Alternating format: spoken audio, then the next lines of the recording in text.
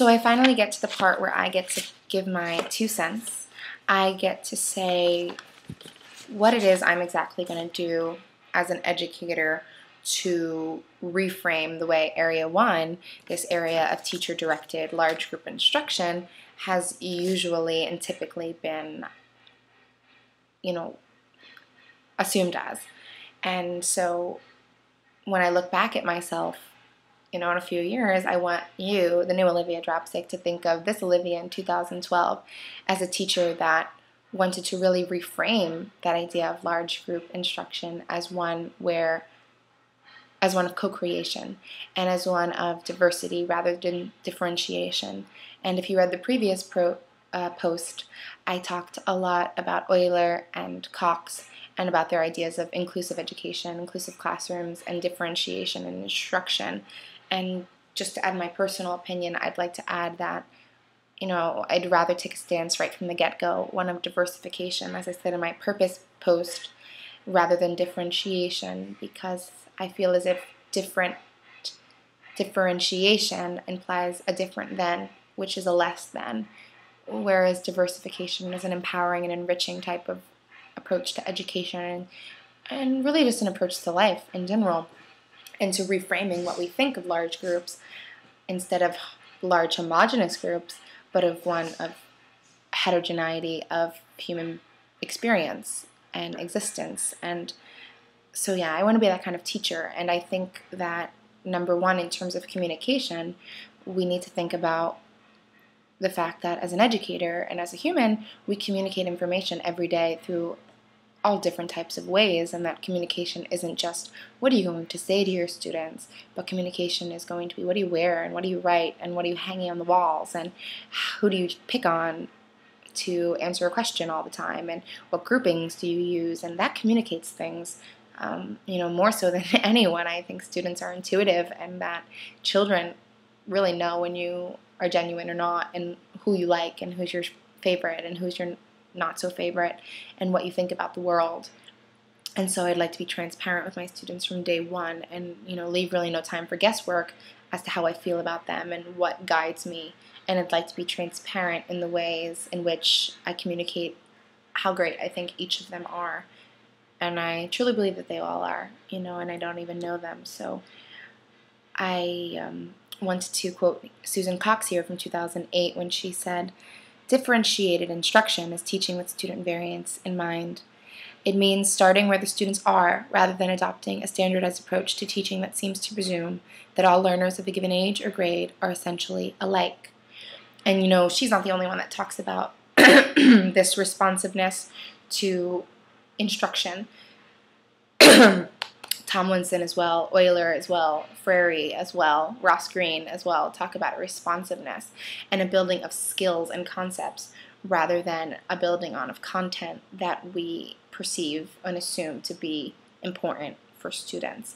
And that's just really going on a lot of biases that we have of this normalized education. And so as a teacher, instead of a teacher director, I'd rather just be a teacher facilitator.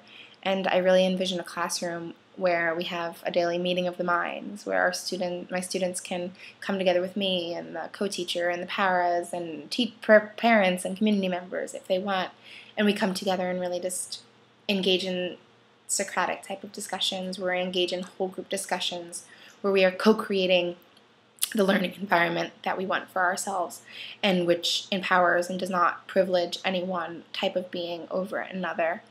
And so I'd really like to have that in my class and start that from the get-go. That idea, and even if kids are a little hesitant in the beginning, the idea of on a daily basis coming together and empowering our voices through whatever modality and way that we need to. And just going off of that, I also want to be the type of educator that knows my resources, that knows how I need to be accessible, how I can go about doing that, and how do I keep doing that every day on a daily basis, accommodating, and ideally, oh my goodness, ideally this video would have captions. This video would have large print captions.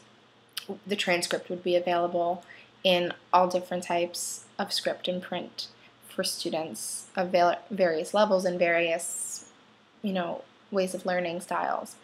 And so, I mean, I guess I wasn't so great in that, but as an educator, I'd like to think about that. I'd like to step away from the ways in which I walk through the world and realize that that's not the norm, that there really is no norm, and that to only teach to a person like myself would be, doing just a disservice to the other students in the classroom that are not like me. There probably isn't anyone like me. And to teach to a person, an idealized version of a student is really just a disservice to the true reality that's sitting in front of you. And so I would want to communicate that to my students, that I appreciate their diversity and that I want to accommodate it and make it not just okay in the classroom, but be appreciated in the classroom, and that it would add wealth to the classroom. That having all different types of activities going on with one goal really adds to the richness of life. And I want to empower where my students are coming from and be responsive to their base levels.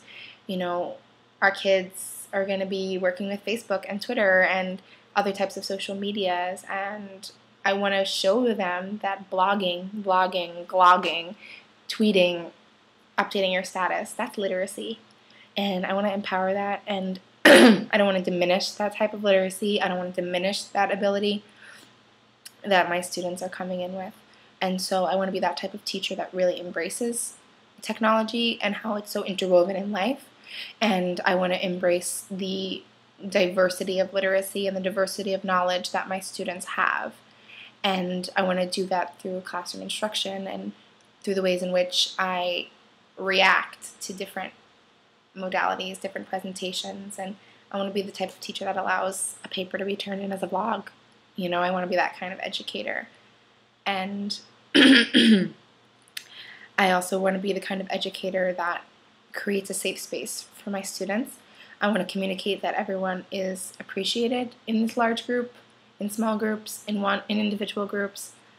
I want to do that especially through language and the use of language and the non-use of, discouraging negative language that is hurtful and marginalizes individuals. And I want to make sure my students know that's important as well. I think that a lot of teachers I've observed don't take the time for teachable moments when they hear negative language being said towards others in their class, and they don't stop it right there and disrupt it. And I want to be the type of educator that does, not ad nauseum, but enough so that my students know the kind of space that they are co-creating and that they are working within with each other, a place where everyone is valued and diversity is celebrated. And so I want to create that type of classroom with my students and let them know that that's okay. And that's how I'd really like to communicate things. I think that there are a lot of amazing ways that some of the scholars we've read about discuss doing so. And I think that one of the important things that I don't often see is communicating the ways in which you feel about students through showcasing their work. And I think that as a student and as an educator in my experiences as both in those roles, the greatest successes I saw with students, success being vague, but in the type of enriched education that I witnessed was always through celebrating student work, and was always in classrooms where student work decorated. It was all student generated, and educators that value and empower that student voice and empower that student success and even failures are going to have the most amazing classrooms. And I want to have that kind of classroom. I want my class to be filled with student work, and I want to create student showcases and give platforms for my students to express themselves and to invite them into the curriculum and invite them to have control over it. And I think that communicates in a nonverbal way, leagues beyond just telling kids they're great and giving a check mark. I think when you hang something up, you tell someone this is worth it. this is amazing. This is worth hanging there for people to see. I want the world to see what you did. I'm proud of you. And creating those showcases allows students to realize, wow, my voice is important, even outside the classroom. Giving students platforms and stages for expression, for social justice type of education, for social justice work and project-based learning. I want to be that kind of educator. I want to be that type of teacher that allows for communication that's bigger than just that group in front of us. And I want the students to be aware of what's around them, and that I will communicate that through the ways in which I do everything, and the ways in which I value student participation in work. And so without walking into area 2 on curriculum and relevancy, I will stop here.